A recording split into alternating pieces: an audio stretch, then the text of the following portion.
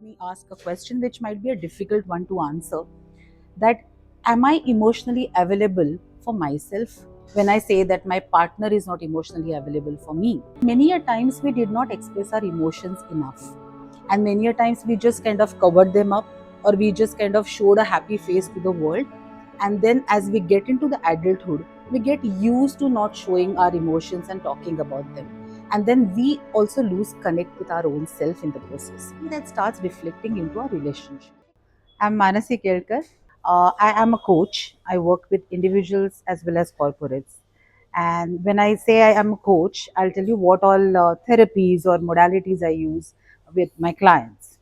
So, of course, life skills, because self awareness, understanding our own emotions is extremely important. And then I top it up with some positive psychology techniques, some Japanese well being techniques, and of course, other modalities like inner child healing, CBT, non violent communication, to name a few. So, that's the whole bunch of things that I use with my clients as a coach.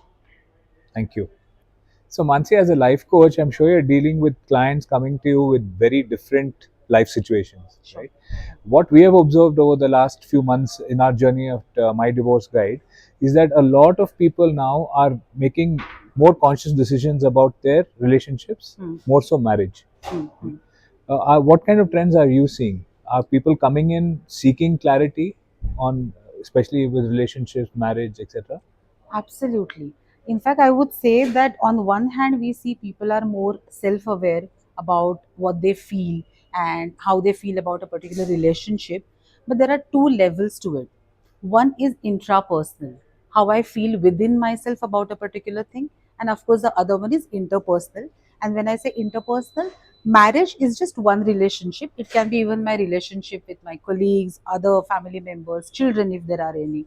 But there is definitely a shift, because the way our lifestyle has been, and of course, we cannot negate the pressure and the stress that work puts on. And when I say work, it's not just the corporate, even the one who's a homemaker also has an amount of stress.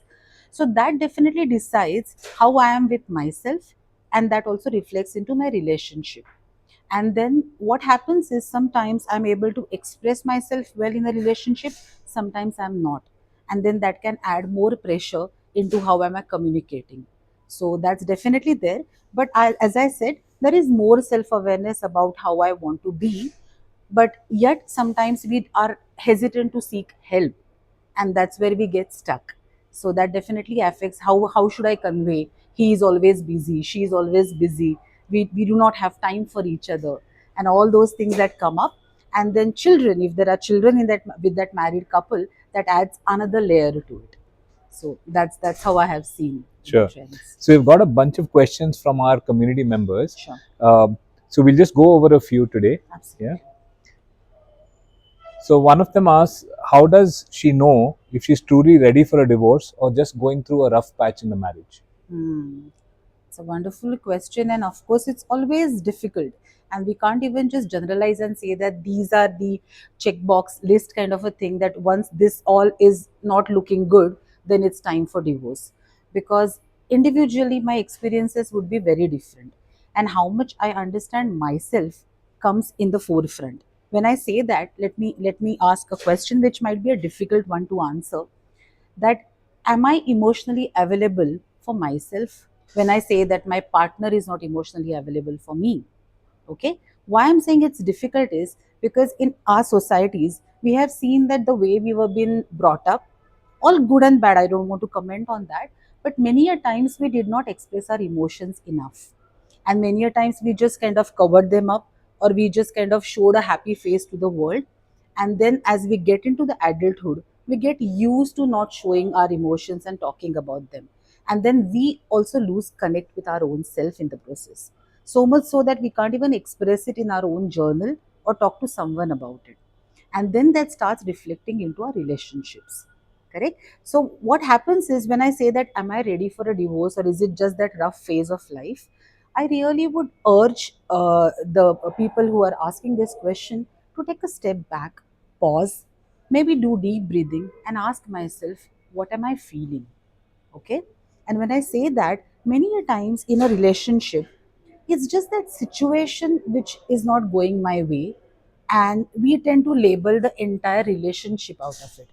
When I say this, I again do not want to minimize the importance of a situation, because in a relationship which is going through rough patch, many such situations getting piled over each other is actually what leads to that state, that whether I want to be with this person or not.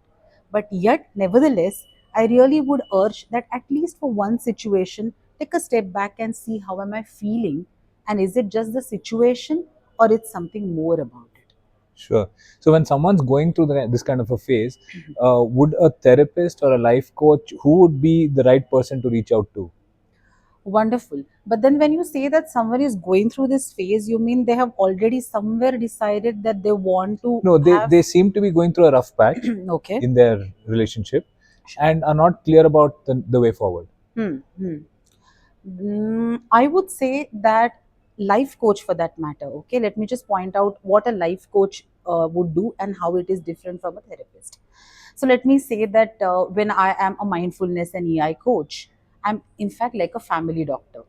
When I say family doctor, for small little fever and seasonal change sneezing, I will not reach to an expert or an MD to get all the tests done for myself. But I'll first try to visit my family doctor and see, is there something I can do about this? How can I increase my immunity? So, life coach is in fact for everyone who wants to look within themselves and see that, can I manage my emotions better? Okay, can I understand myself better? Can I manage the stress around relationships and other things better? Okay, so it's in fact preparing the individual to lead his or her life. Because when we are in a marriage, it's also about that individual and what he or she brings into the relationship. Therapist, for that matter, is for something where I know that I have identified an area and I really want to seek help at a very deeper level. Somewhere perhaps the situation has already affected me so much that no amount of initial coaching would help me. But of course, all said and done, even a life coach to an extent is definitely equipped with certain modalities which can help an individual. But therapy, whether it is for couple counseling or individually, is at a much deeper level. So do you have clients coming to you as a couple, even for life coaching? Yes, there are in fact. So, in fact, recently there was a case when they both approached. Okay, first the husband approached individually saying that, my wife needs some amount of life coaching, and I think it's very hard to live with her. So I asked him that, how is it with you when others talk to you? How do they feel about you? So he said, yeah, there are some amount of issues, but I think with her there are major issues. So then I told him that I'll do coaching for you, your wife, provided you also take few sessions in a month with me. Because when you say that the other has to change, we need to understand that there is also some change that I need to do in myself as well, so that the relationship can work. Correct. And then I take individual sessions for people, and then one of the session in a month is as a combined session where I give them certain exercises to observe each other and make them accountability partners for each other. Of course, it's again case to case basis. If the case is such that they have already somewhere, it's, it's at a juncture that they are really not able to stay with each other and it has really reached that stage, then perhaps it has to be looked at from a different angle. There's a person who asks, how does he manage the fear of Hmm. loneliness after divorce? Hmm. Because even in our interaction with many of our clients, we realize that loneliness is the underlying Absolutely. issue in almost every case, because it's a lonely journey. True. It's very hard for one to express what they're going through, and even for others to understand what one is going through. True, true. Sometimes this loneliness journey even starts, Sanjeev, for that matter, while they're going through the divorce or even before they reach this decision that they want to go for divorce. Because, as I mentioned in one of my earlier answers, interpersonal communication is very important, and that has somewhere taken a hit when someone decides to ways with someone. Correct? So, the loneliness must have already kind of started sinking in that person's life even much before he or she goes for something like this. But of course, when they part ways, it hits harder, because now for sure there is not that person who was around for so long, whatever number of years with me. So that's one phase of life which is definitely difficult, but one has to again understand to look within and seek help, that what are the emotions that I'm feeling at that point, at this point in time, and what is it that I want to really express out or even let go of. Okay, now when you part ways with someone, there could be different reasons, of course, in each person's case, and you can't pinpoint right now unless you really talk to that person directly. But then we need to understand what were the underlying reasons for which I parted ways. Okay, and in those areas, is there somewhere that I can help myself? And of course, with support from a coach or a therapist, depending on the case, because many a times we are not trained to deal with our own emotions, and we need some sort of a support or some sort of such modalities or exercises for that matter to look within and see how I can face this. That's number one. Secondly, of course, there are many other ways, like, mindfulness techniques, or maybe joining certain clubs where I want to learn something new, or I want to get back to something which I had left long back because I got into a relationship, etc., etc. Typically, if you look at the time management quadrant 2 items, which are like not very urgent, but they're important to me. So one can actually look at those items and see, can is there something that I can do something about this, which will make me connect back with something in my life which I enjoy doing. So that's number one. But at the same time, of course, it's also important to see that I'm able to kind of really understand that I'm not simply getting in touch with someone because I'm feeling lonely. You get me? Because then again, that cycle of expectations start there. So I have to be very clear about my own emotions and feelings and what I exactly want to get into. That will help me to come out of this loneliness. And is it true that men feel more lonely than women, but they find it harder to express? I can't really generalize and pinpoint this. It, of course, depends on a lot of things more than the man woman kind of a thing. Of course, we all read the book Men Are From Mars and Women Are From Venus, but then there is much more to it. Okay, it also goes back to the upbringing of that individual, how he or she was, whether when they were in school, college, how many friends they had around, etc., how vocal they were about what they really feel, etc., etc. And each person will find their own ways to get over the loneliness. But yes, to an extent, it becomes difficult for a man, because the Indian society, again, I don't want to say good or bad, we were always been told that men cannot show their emotions, Hmm. and then they tend to keep it within them. It starts troubling them, and sometimes again, when you say that men go silent, women tend to talk about it, of course, maybe with their friends or relatives or whatever, whomsoever they feel comfortable. But again, that underlying thing is, I want to seek support from someone who says that yes, yes, you are right. Okay, vis-a-vis, if I seek support from someone who's trained, who can help me out of this situation, is actually should be our go-to option. And although there is a taboo around it in society, I think now people are realizing that it's important to have a support from someone who's neutral, who's someone who's not going to be biased, who's not involved with me in a way that he'll only kind of say that, okay, whatever you are saying is right, or let me just kind of reinforce whatever feelings you have. So it's very important to seek guidance from a particular person who will be able to help. So today we all look for quick fixes, right? Yes, But I understand therapy and coaching is a journey, right? absolutely. So how long does it typically take for one to see benefit from sessions with a coach? Wonderful. In fact, as a life coach, that's how usually I say, and my clients are taken aback when I say that. I said, use this coaching or any of these sessions like crutches. How long would you want to be on crutches, even if you have met with an accident or fractured your leg? Not more than that couple of weeks that doctors suggest, right? So use this coaching only as those crutches as long as you feel. So there is no set time how long, I would say, but minimal support, and the more you take it on you and do the work on yourself is helpful. At the same time, when I say that some people need it for a longer time, because you cannot have like a progress measure saying that this much should be the progress seen from session 1 to session 3.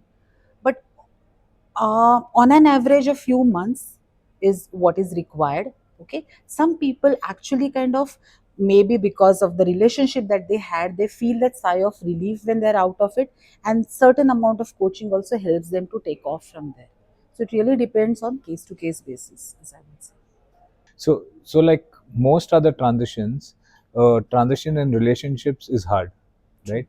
So apart from loneliness, what are the kind of emotions have you seen people going through and finding hard to deal with? Hmm.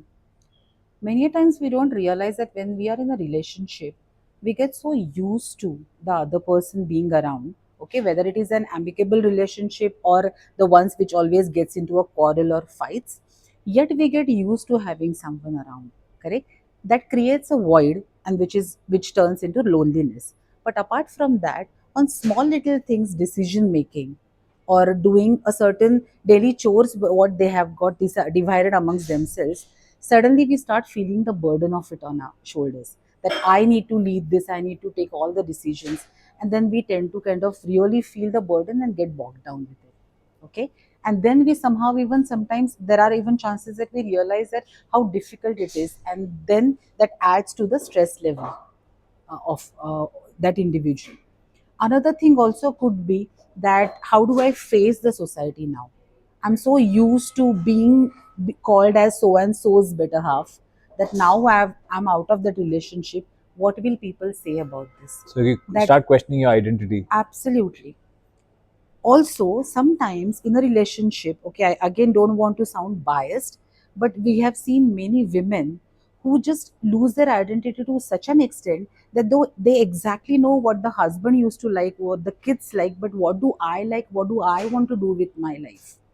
Okay, or what is it that I want to pursue? Not in all the cases, of course, there are people who do take that time and give that space in a relationship while being married as well, but that also can pose a question for some people.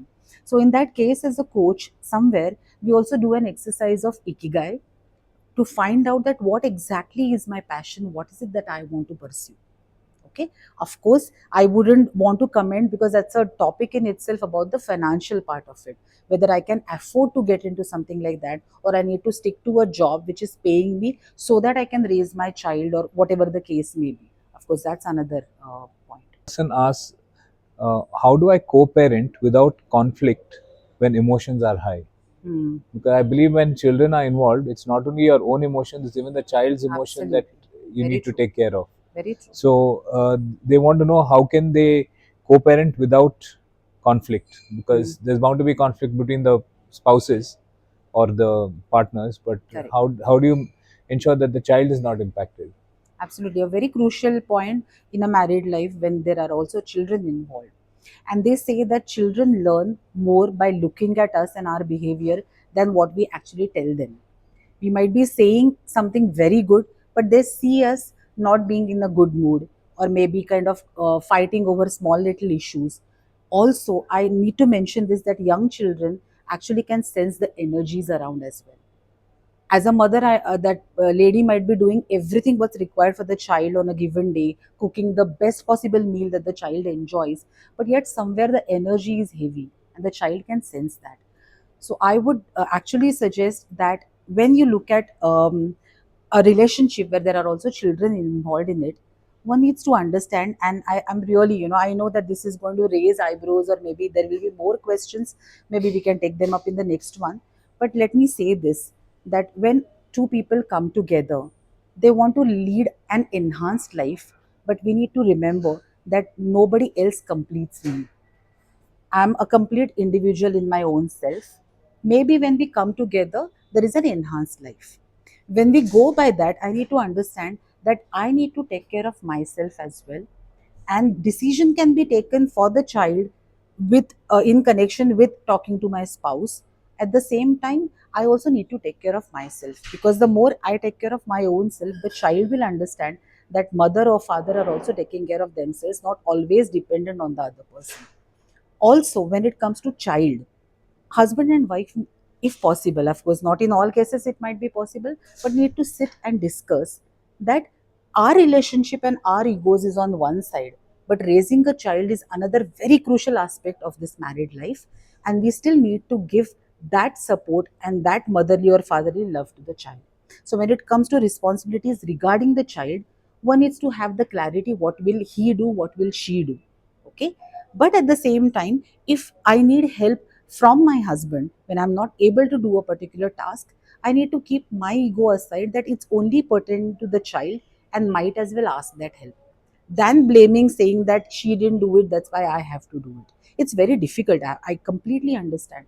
But one has to sit and discuss about this, because child is an another aspect. My relationship with my spouse is another aspect of the relationship. And that bifurcation can be done if support from a coach or therapist is taken, and that discussion happens between the couple. Sure. So for a child, what kind of support is generally available? Do they can they go and meet a therapist, or do even life coaches handle children's situations? They do.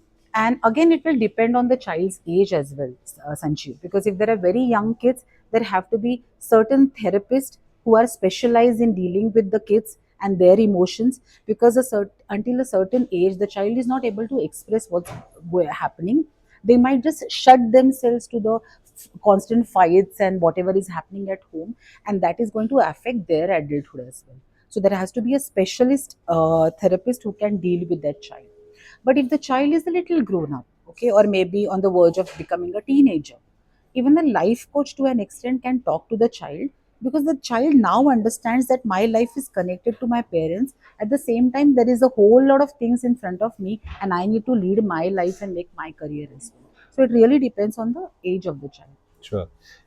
There are also several situations where we see someone within our circles, friends, family, who are struggling in their relationship, and as well wishers, we want to help. Hmm. uh, how would you suggest we deal with these situations? Like, we don't want it to get awkward, we don't want it to seem like we are stepping on someone else's Hmm. toes, Hmm. but at the same time we want, as well wishers, we want to support them. True. So how, what would be the best way to handle a situation like this? Hmm. Usually we always want to wish well for our friends, and the intent behind helping is also very good.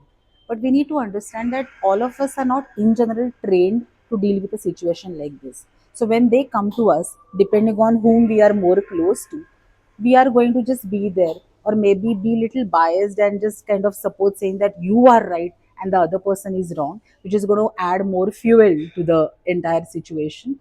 Or maybe we can even perhaps say that no, no, no, you are wrong, which is also again going to put that person off and they will stop sharing.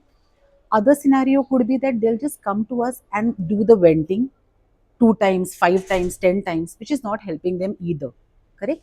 So if we are trained to an extent, maybe we can tell them a perspective which is different than what they are looking at. But if that's not possible, in a very friendly manner, we can guide them to reach out for help.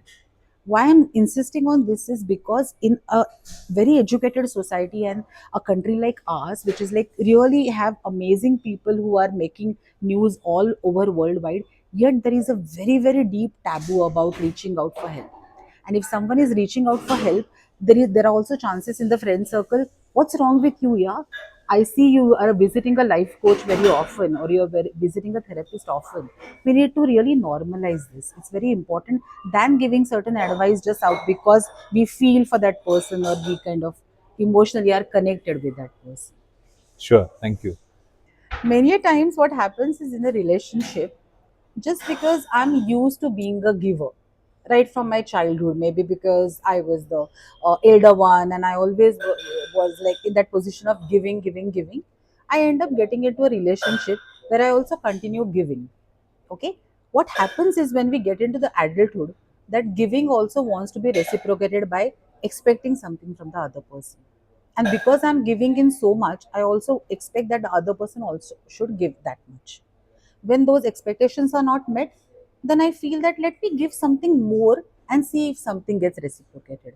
And at the end of it, unfortunately, in some cases, if it doesn't get reciprocated, this person ends up feeling extremely drained. And then that leads to the spiral of, am I not good enough? Am I not deserving to get that love or affection or attention from the other person? Right? So here, of course, again, case to case basis, it will be different. But what I say is, let me give you an analogy of black coffee. Okay, if I add too much of the coffee powder, it's going to be very strong. At the same time, if the water is too much, it's going to get diluted. For the perfect coffee, it has to be something that I give and I receive. So as a giver, if I feel that it's not getting reciprocated, somewhere again, getting in touch with my own self is very important, to understand that is it really worth to give so much? Again, I'm not saying that marriage is a transaction, but to an extent it has to be on those terms that I need to kind of also take care of my own boundaries. Think that, am I giving in too much and not taking care of my own self at the cost of whatever is happening, and then feeling drained in the relationship. So it's important to somewhere judge that, and hence it's very important to sit with the spouse or the life partner, or I mean into the marriage, and see that where am I coming from and what is it that I'm lacking. But for that, again, going back to what I shared, that understanding my own feelings, my own emotions, what is it that I'm expecting, where am I lacking something, or I feel that I'm lacking something. So all those, again, understanding myself becomes extremely important. So you mentioned this a couple of times, right, Mansi? It's important to understand oneself, get in touch with one's feelings. Yes. Now, if one of the spouses Hmm. does start doing this, Hmm. Hmm. it's likely that it's going to show up in the way they communicate, in the way they express, right? Absolutely. Yes. So, how does one ensure that the partner is aware that they're doing this to improve the relationship Hmm. Hmm. and not necessarily for only one individual to grow? Absolutely. Absolutely. That's a wonderful question. And yes, in interpersonal relationship, it's also important that it gets conveyed to the other person. Correct? Because otherwise, if the other person has yet not started working on themselves, it can be named as, oh, you are very selfish. You are just kind of only wanting the me time and not looking at how can we spend time. And we have been told that relationship is always about we and not me. But please remember, as I gave that analogy of a coffee, two coming together to make a perfect coffee has to be communicated in that way. So again, for that, there can be certain exercises as a life coach that I can suggest, so that you are able to convey that to the other person. And again, not from the point of view that I understand better and hence I'm saying this. Also understanding, one of the therapies that I use is non-violent communication. So it works on a framework where I cannot just simply say that you are not giving me time, or you have been off late, not available for me. There is a way to put it across. If I just say it in that harsh way, of course, when we are in the fighting mode, all those words go out of the window and then we are only harsh. And hence, this can be tried when there is no fight happening and it's just a normal general day. But try out the non-violent communication, or any such for that matter way of communicating, that this is what I expect from you, and what is it that you have to say about it, and listen to the other person as well. Because many times it's not just about how much I talk in a relationship, it's also about, can I take a pause and listen to the other person. That's extremely important. Another wonderful point that I, while we were just talking, I was just thinking that why human beings are called the people or the species with developed brain. Because we can actually be conscious about what we are doing, how we are talking, and what we are acting. Correct? We are not compulsive. We can't say that in terms of most of the animals, because they are into the compulsive way of behaving. If I see a puddle, I wouldn't say that now my clothes will get dirty again. I have a choice to not step into the puddle.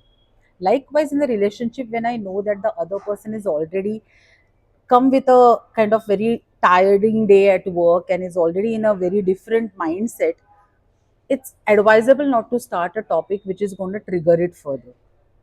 Correct? Although I would know that this topic is very important for me, but that's where learning how to communicate in a relationship becomes important, to take a pause and decide when should I open up with the topic. Of course, again, it's very difficult when the relationship is already not on amicable ground and kind of going through a very rough phase. But yet, as I said, one situation can actually shift the way you look at it. So just take a pause and see, am I able to respond than just reacting to something. One of our committee members asked, how does he deal with the guilt of choosing divorce, Hmm. especially in this Indian context where divorce is still a taboo, stigma? Absolutely. I think Indian or even Asian families, for that matter, marriage is rarely between the two individuals, and it's more about the entire family getting involved with it. But at the same time, we need to understand that all said and done, if at all one goes through divorce, it's majorly that person's life that really changes. Of course, there are other repercussions on the say parents or in-laws who are supporting with maybe raising the child and things. but it still is individual's decision. And although it's very important to become that we in a relationship, it's also important to maintain that space, give that space to each other, and maintain boundaries. When that is not done, and if the couple goes for a divorce, and there are also other family members who are involved, being true to my own self becomes again important. Why? Because if I am convinced why I'm going for divorce, I think I still can convey it to the other people. Their expectations might be very different than mine, but at the same time I'm convinced enough that I really want to separate and be away from this person. Again, while you're going through the divorce, okay, I'm just going back to that point. Somewhere we also need to kind of as an individual sit and look into this matter, that are there any decisions which I can take on my own without having that partner's support, even if he's around today, okay, and the divorce is yet not been signed. Where is it that I feel that I still lack to take a decision? Is there something that I can work on this, so that when actually the divorce takes place and when they are separated, it doesn't hit me hard? Correct? And then what kind of support do I need to seek if I need to make a decision like this? It's extremely important for an individual to look into these aspects even much before the divorce actually happens. And then that will help them to be there for themselves and maybe convey to the other people that why one had to go through a process like that. Sure, thank you. Our community members ask, how can she create a support system Hmm. when she's too ashamed to talk about her situation in general with maybe friends, family, etc.? So, how does she go about creating a support system in this situation? Okay. Again, when a person is divorced or already almost on the verge of taking divorce, very naturally there is a feeling of I'm lacking something. Okay, even if that was not a foolproof support that I was getting from the other person in the marriage, yet there is that feeling of lack. And then that leads to anywhere I'm reaching out from the space of I'm lacking this and now I need support. And hence what I shared some time back again comes handy, that I need to tell myself that I'm complete as an individual. Together we were trying to create an enhanced life. For whatever valid reasons that did not work out, and now I'm back to being single. I need support, of course, okay, in certain decisions or certain, even say for example financially I need to be full day working, so I need support when taking care of my child or maybe taking care of the other duties at home, etc., etc. But I am there for myself, and I'm approaching all these supports and anything that from the other person with the clear understanding why I'm asking for this help. Then kind of somewhere, of course, initially venting out, feeling that lack or feeling emotionally extremely low is extremely natural, but still somewhere I need to be very clear. And as a mindfulness coach, I usually tell even other, I mean in general individuals, it's extremely important that we journal. And when I say we journal, sometimes it might just be a brain dump, that I'm just kind of taking out everything and anything that I feel. Then I reach a stage that I don't need to vent out so much. I'm kind of sorted and I'm able to find something which can help me here. Okay. Other practices which can also help even before I seek support from the other person is certain mindfulness techniques. If nothing works, just do deep breathing or alternate nostril breathing, okay, which also helps us to trigger our parasympathetic nervous system, which is able to kind of calm us down from a stressful situation. See, these techniques and the breath work has been there since ages in India, but we are not making enough use of it. But these techniques typically help us when we are feeling very stressed, or even if when I'm kind of trying to go and talk to someone to seek support. If I'm kind of grounded myself and have thought through why I need that support, it will be easier for me to convey. And again, I'm not saying that emotions won't come out. Absolutely, they'll come out. But it's okay if I have done that groundwork and understand why I need support. Even for the other person to give that support, or perhaps open up and talk about their limitations to provide support, gets easier in that case. When I'm, I've done that homework for myself. Sure. So in a work context, if I know one of my colleagues is going through a rough patch or is Hmm. going through a transition in relationship, what are one or two things that I can keep in mind to show them that I support Okay. while being mindful of the boundaries? Yes. As a human being, we typically blame it on the evolution or whatever. We always want to be the problem fixer. We always feel that we need to provide solution, and the onus is on me to give something. Correct.